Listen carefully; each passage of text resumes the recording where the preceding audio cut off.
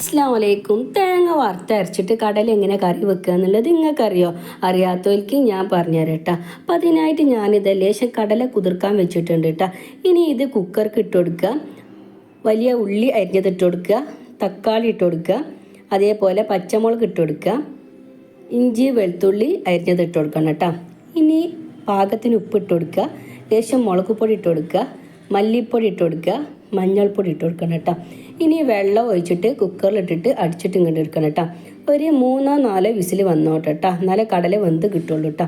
ഇനി നമുക്ക് ഇതിലേക്ക് വേണ്ടത് ലേശം തേങ്ങയാണ്, ചെറിയ ഉള്ളി വേണം, വലിയ ജീരകം വേണം, മഞ്ഞൾപ്പൊടി വേണം. ഇതൊക്കെ കൂടെ വറുത്തിട്ട് അരച്ചിട്ട് ഇങ്ങോട്ട് എടുക്കുകയാണ് കേട്ടോ. ഇനി ഒരു പാൻ അടുപ്പത്ത് വെച്ചിട്ട് വെളിച്ചെണ്ണ ഒഴിച്ച് കൊടുക്കുക, കടുക് പൊട്ടിക്കുക, കറിവേപ്പില ഇട്ട് കൊടുക്കുക, ഉണ്ടാക്കി വെച്ചിട്ടുള്ള കടല ഇട്ട് കൊടുക്കണം കേട്ടോ.